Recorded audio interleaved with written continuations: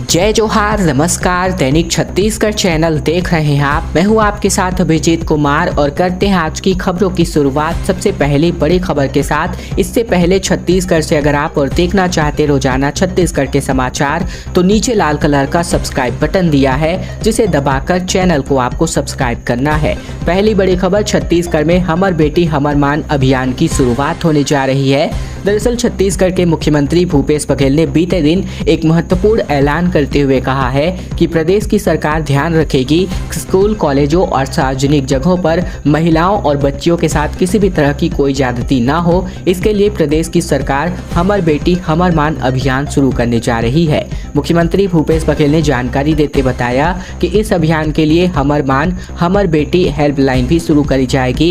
इस mobile number के जरिए आप यानी कि जो महिलाएं हैं और जो बच्चियां हैं वो अपनी समस्याओं की शिकायत कर सकेंगी। इन शिकायतों का निराकरण करने के लिए एक टीम का गठन होगा जो इसको प्राथमिकता देगी। हमर बेटी हमर मान अभियान के तहत राज्य के गर्ल्स स्कूल और कॉलेजों में राज्य पुलिस की महिला अधिकारी और कर्मचारी जाएंगी। महिला पुलिस के अफसरों और बच्चियों से स्कूल कॉलेजों में जाकर मुलाकात करेंगी। उन्हें कानूनी अधिकार, गुड टच, बैड टच, छेड़खानी से लेकर यौन शोषण और साइबर क्राइम, साथ ही साथ सोशल मीडिया क्राइम से बचाव और उनके अधिकारों पर जानकारी भी देंगी।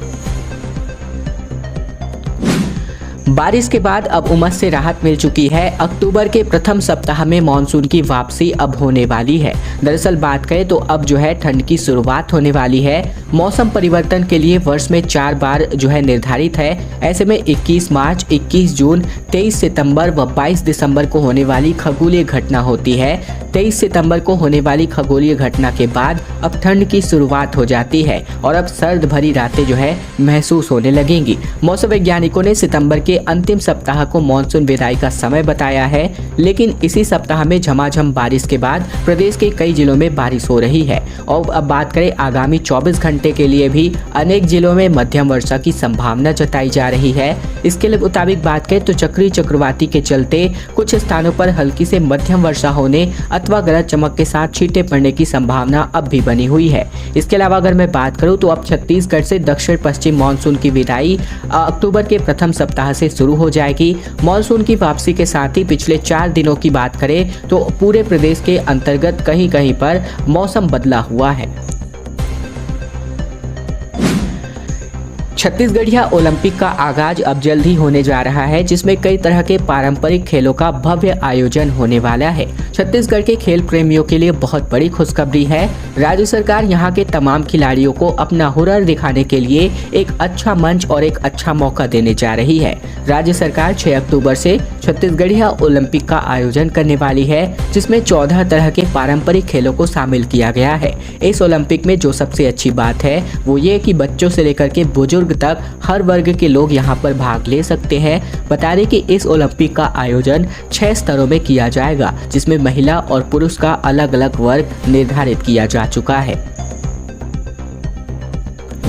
स्वास्थ्य सचिव डीएमई की बैठक लेंगे, जिसमें आप बात करें तो डीन और अस्पताल अधीक्षकों की बैठक साथ में होगी। मेडिकल कॉलेजों में ओपीडी पर्ची 10 रुपए की होगी या फिर फ्री रहेगी, इसकी बैठक में फैसले होने वाले हैं। दरअसल बात करें तो मेडिकल कॉलेज अस्पतालों में ओपीडी में इलाज कराने के लिए कहीं पर फ्री है तो कहीं पर 10 रुपए की पर्ची लगती है, लेकिन अंबेडकर अस्पताल व महासमुंद मेडिकल कॉलेज में ओपीडी पर्ची फ्री में दी जा रही है, जबकि बाकी 8 मेडिकल कॉलेजों में पर्ची के लिए मरीजों को शुल्क देना पड़ रहा है।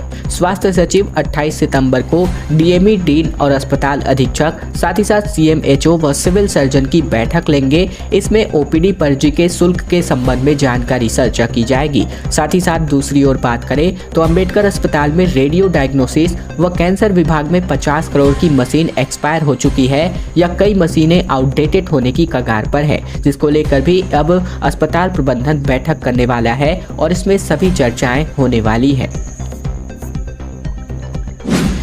यूजीसी के निर्देश के बाद से अब रविशंकर विश्वविद्यालय में तैयारियां होने लगी है। राज्य भर के विश्वविद्यालयों में पहली बार एक साथ 2 डिग्री का फॉर्मूला अगले साल से लागू हो जाएगा। दरअसल कॉलेजों में पढ़ने वाले छात्रों के लिए बड़ी राहत की खबर है कि वे आने वाले दिनों में एक साथ 2 डिग्री कोर्सेस या फिर एक डिग्री या एक डिप्लोमा कोर्स कर सकते हैं। अभी तक कोई भी छात्र एक बार में केवल एक ही डिग्री या डिप्लोमा कोर्स की पढ़ाई कर सकता था। यूजीसी ने इस संबंध में नए आदेश जारी कर दिए हैं। इस निर्देशों के मुताबिक बात करें तो विश्वविद्यालय प्रशासन ने तैयारियां करनी भी शुरू कर दी है। दावा किया जा रहा है कि अगले सत्र से यह फॉर्मूला लागू हो जाएगा। दरअसल एक ऑफलाइन व एक ऑनलाइन कोर्स होगा। यूजीसी ने एक सत्र में 2 कोर्सेज के लिए अलग अलग फॉर्मूला तय किया है। उदाहरण के तौर पर अगर हम ले तो एक कोर्स ऑफलाइन होगा तो दूसरा कोर्स ऑनलाइन होगा। यदि छात्र दोनों कोर्सेज ऑफलाइन करेंगे तो दोनों की टाइमिंग अलग अलग होगी। यूजीसी के निर्देशानुसार बात करें तो कॉलेजों में प्रवेश के समय इस बात का ध्यान रखा जाएगा कि छात्र अलग अलग 2 समय में पढ़ाई के लिए कॉलेज जा सके। एक ही समय में दोनों कोर्सेज की पढ़ाई नहीं कराई जाएगी। रायपुर समेत बड़े शहरों में अब प्रक्रिया शुरू हो चुकी है स्मार्ट मीटर लगाने की। 56 लाख घरों में स्मार्ट बिजली मीटर दिसंबर और जनवरी से लगने लगेंगे। दरअसल राजधानी सहित प्रदेश के 56 लाख उपभोक्ताओं के घरों में दिसंबर और जनवरी माह से स्मार्ट मीटर लगने लगेंगे। इसके टेंडर की प्रक्रिया शुरू हो चुकी है। इसे पूरा होने में कम से कम महीने भर का समय लगेगा। इसके बाद वर्क ऑर्डर जारी होने में महीने भर और लगेंगे। इस पूरे शेड्यूल के हिसाब से बात करें तो दिसंबर से लेकर जनवरी में घरों में मीटर लगाने की प्लानिंग की गई है। लोगों की सुविधाओं को लेकर बिजली विभाग का यह बड़ा प्रयोग हुआ है। इस सिस्टम में कई तरह के बदलाव किए जाएंगे। लोग घर बैठे ही मोबाइल की तरह अपने घर का बिजली मीटर रिचार्ज करा सकेंगे। जितनी बिजली वे चलाएंगे उतना ही रिचार्ज करना पड़ेगा। इससे लोगों को यह भ्रम नहीं रहेगा कि उनका ज्यादा बिल आ रहा है। अभी तक लोग पहले बिजली बिल का उपयोग करते थे और फिर महीने के अंत में बिजली का बिल आता है और बिजली कंपनी को पैसे मिलने में 1.5 महीने का वक्त लग जाता है।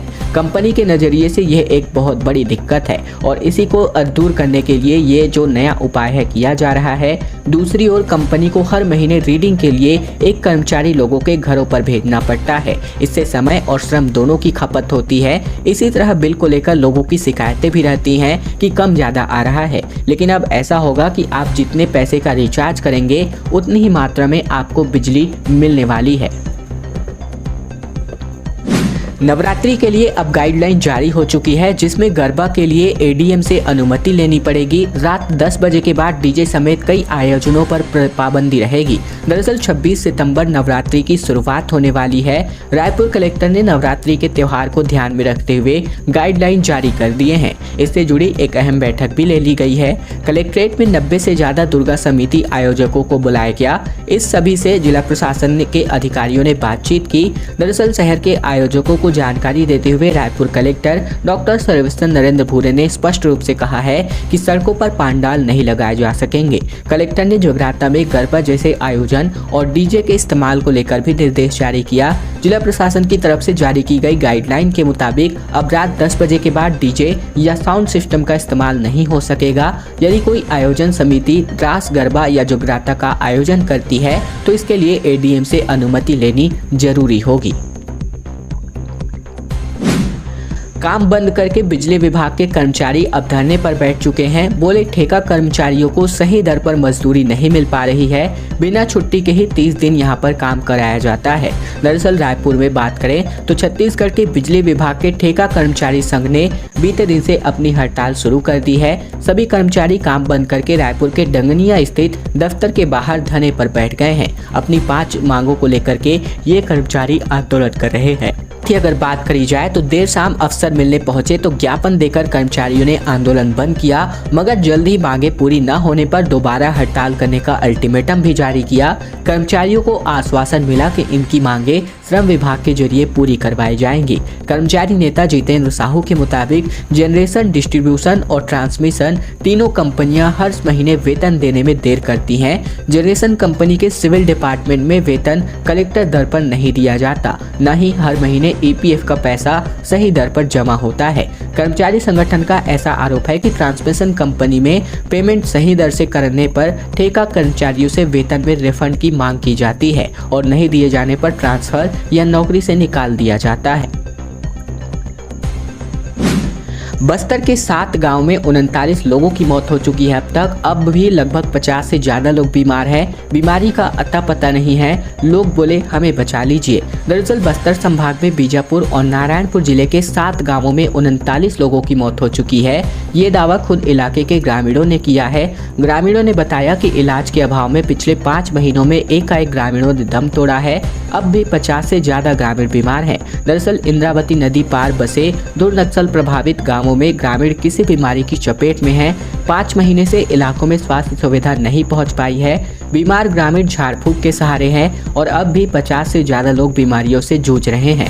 अब इनका एक ही कहना है कि हम जिंदा रहना चाहते हैं, हमें बचा लीजिए। दरअसल इलाके के ग्रामीणों ने बताया कि जो बीमार हैं उनकी चिंता सता रही है। उन्होंने बताया कि पहले बुखार आता है, फिर हाथ पैर फूलता है, इसके बाद जान चली जाती है। साइकिल पर निकल चुके स्वास्थ्य मंत्री टीएस सिंहदेव, कहा सभी के पास हो आयुष्मान कार्ड, 10 लाख तक यहां पर इलाज की सीमा को बढ़ाया जा सकता है। स्वास्थ्य मंत्री टीएस सिंहदेव बीते दिन आयुष्मान भारत योजना अंतर्गत स्वास्थ्य विभाग द्वारा आयोजित साइकिल रैली में शामिल हुए। उन्होंने रैली में तकरीबन 2 किलोमीटर साइकिल चलाकर आयुष्मान कार्ड बनवाने के लिए लोगों को प्रोत्साहित किया। रैली अंबिकापुर के मणिपुर स्कूल से प्रारंभ होकर मल्टीपर्पज स्कूल में समाप्त हुई। रैली के पश्चात शासकीय बहुउद्देशीय उच्चतर माध्यमिक विद्यालय के सभागार में आयोजित किए गए कार्यक्रम में अतिथियों द्वारा छात्र छात्राओं को आयुष्मान कार्ड का वितरण किया गया। इस दौरान उन्होंने कहा कि हर व्यक्ति के पास अनिवार्य रूप से आयुष्मान कार्ड होना आवश्यक है। दरअसल कार्यक्रम में स्वास्थ्य मंत्री सिंहदेव ने कहा कि लोगों को स्वस्थ रहने व शारीरिक फिटनेस के प्रति जागरूक करने के लिए साइकिल रैली का आयोजन किया गया था।